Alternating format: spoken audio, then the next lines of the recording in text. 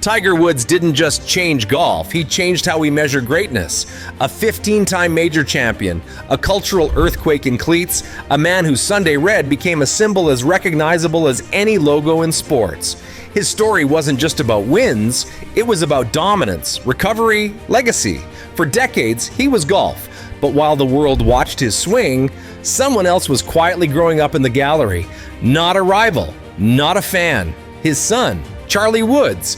And with every roar Tiger earned, a different kind of pressure started to build. The pressure of being born into a myth. But what happens when a last name becomes a spotlight before you've ever earned a swing of your own? Charlie didn't ask for the spotlight, it was there before he spoke his first words. Before he chose the game had already chosen him. From the earliest images of Charlie on the range beside his father, the headlines didn't read Charlie Woods. They read Tiger's son. The matching outfits at the PNC Championship, the identical finish on a swing, the synchronized walk up the fairway. It was viral. It was mesmerizing, but it wasn't fair. Because no matter how well Charlie played, the applause wasn't always his. It was an echo from the galleries of his father's past. And echoes, no matter how loud, can't replace your own voice. The public pressure was quiet, but it was constant. Fans cheered, cameras followed, analysts whispered, "Could he be next?" But inside that whirlwind, something rare was forming, a team. According to People magazine, after Tiger and Charlie's second-place finish at the PNC, they shared a hug with Elan Nordegren, Tiger's ex-wife and Charlie's mom. No entourage, no staged photos, just a family, navigating something monumental with quiet grace. Because before there was competition, there was connection. And that's a foundation no headline can fake. Charlie's story didn't start on the leaderboard. It started in the shadow of history. But sometimes the most powerful stories don't begin in the spotlight. Sometimes they begin just outside the ropes, waiting. It didn't happen under lights. There were no roaring crowds, no network broadcasters, just Florida air, quiet galleries, and the slow churn of something historic in the making. It was May 2025, Streamsong Resort, the AJGA Team Tailor-Made Invitational. Charlie Woods stepped onto the T-ranked 604th in junior golf. Not even a dark horse, he was barely on the board. The field was stacked with national champions, elite recruits, and future NCAA stars. Charlie was, on paper, just another name. But the leaderboard doesn't read potential. It records proof. And what Charlie was about to deliver wasn't a whisper, it was a message. 3 rounds later, the golf world was on alert. A 15 under par finish. A closing round of 66 lit up by 8 birdies. No fluke, no collapse from the field, just precision under pressure. He didn't win by surviving, he won by dismantling. He beat 4 of the top 5 ranked juniors in the nation, including the undisputed number 1, Miles Russell. And he didn't edge him. He cleared the field by 3 strokes. Quiet confidence became calculated dominance. The story had changed. And this time, Charlie was writing it himself. The headlines came fast, but not the kind he was used to. Golf Monthly, Times of India, even ESPN and Golf Digest picked up the story. But not because of a viral video or a Tiger cameo. There were no split-screen swing comparisons this time. The coverage was about Charlie's game, his control, his composure, his finish. For the first time, the world wasn't watching because he was Tiger's son. They were watching because he was that good. And in junior golf, respect isn't given, it's taken. Charlie Woods didn't win a tournament. He changed his status. The kid from the background was now front and center. The name that once carried expectations had now earned weight. And for the first time, when people said Woods, they weren't looking backward. They were looking ahead. Tiger Woods has always been known for control. Control of his swing, his body, his schedule, his image. But when it came to his son, he made a move no one expected. In a recent revelation reported by AS.com, Tiger offered a simple piece of advice to Charlie, one that would echo across the golf world. No me mires a me, mira a Rory. Don't watch me, watch Rory. A sentence, a surrender, a shift. Because when the greatest golfer of a generation tells his son to learn from someone else, it's more than advice. It's a revelation. Tiger wasn't just stepping aside from being a swing model, he was dismantling his own myth for the sake of his son's growth. He wasn't saying, be like me, he was saying, be better on your own terms. That's what made this moment so shocking. Most parents want to pass down their best parts. Tiger, in contrast, chose to get out of the way. Rory McIlroy, a friend, a peer, and in Tiger's own words, one of the purest swings in the game, became the blueprint. Not the father, not the icon. And in that decision, Tiger revealed his greatest form of leadership, letting go. It wasn't a coaching session. It was something deeper. A quiet, private permission. You don't need to follow me to find yourself.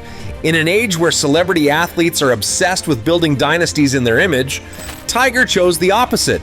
He didn't just want Charlie to succeed, he wanted him to own that success without comparison, without pressure. That's not control, that's courage.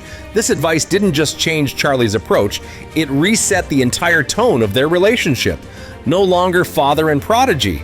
Now mentor and student, not shadowing footsteps but walking parallel, because sometimes the strongest bond isn't forged through imitation, but through independence. There's a difference between playing well and playing with weight, between showing flashes of talent and carrying expectation like armor. After Stream Song, Charlie Woods wasn't walking like someone hoping to belong, he walked like someone who already knew he did. The posture had changed, the interviews were fewer. The noise didn't matter anymore because the work had begun to speak for itself, and suddenly, Tiger's Son started to sound like an outdated title.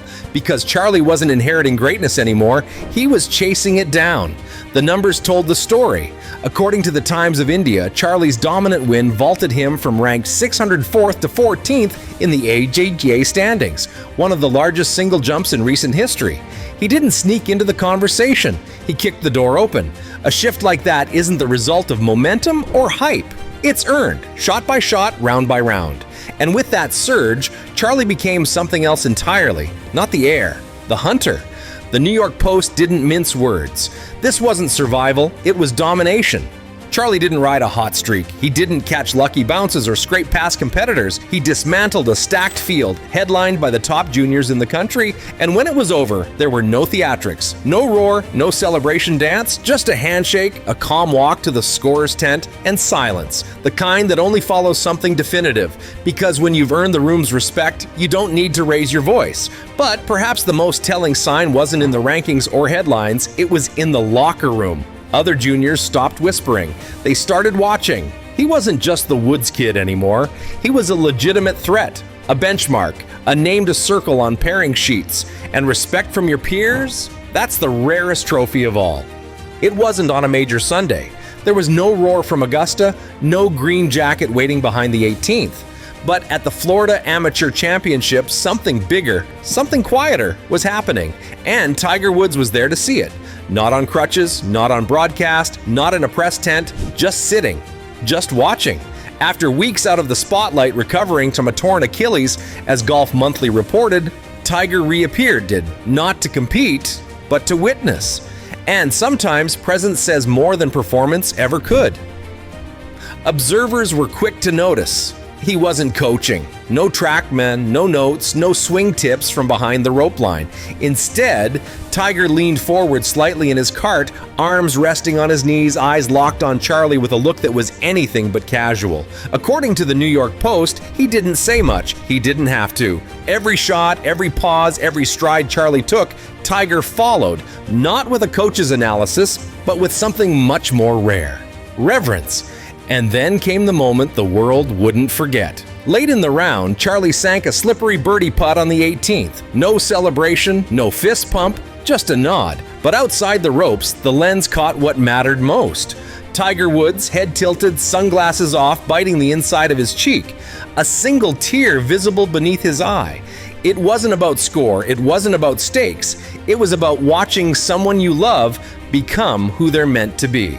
And when legacy watches itself evolve in real time, emotion is the only language left. As the gallery clapped, Tiger stood, not to wave, not to be seen, but because he had to.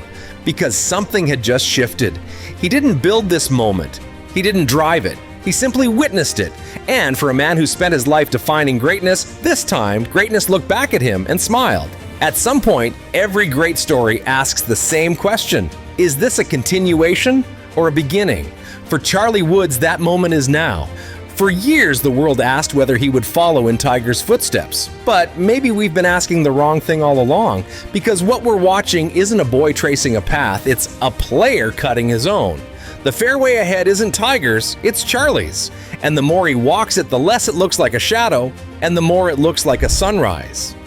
Later this year, Charlie will compete in the Junior Players Championship at TPC Sawgrass, one of the most elite events in junior golf. It's the same course where Tiger Woods won the Players Championship twice. But this won't be about walking the same ground. It'll be about proving he can shape it. Sawgrass doesn't care about names.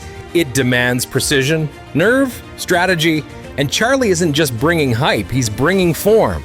This isn't nostalgia, it's escalation. And suddenly, Tiger's once shocking quote lands differently. "Don't watch me, watch Rory." It wasn't about humility, it was about vision. Tiger didn't want Charlie to mirror his legacy. He wanted him to move beyond it, to build something freer, cleaner, less burdened. Not a clone, not a sequel, a new force source entirely, because when the sun stops echoing and starts roaring, that's not lineage, it's transformation. This journey began with questions. Could he handle the pressure? Could he escape the name? Could he matter without the myth? And with each swing, Charlie has answered them, not loudly, but convincingly. He's no longer the kid beside Tiger.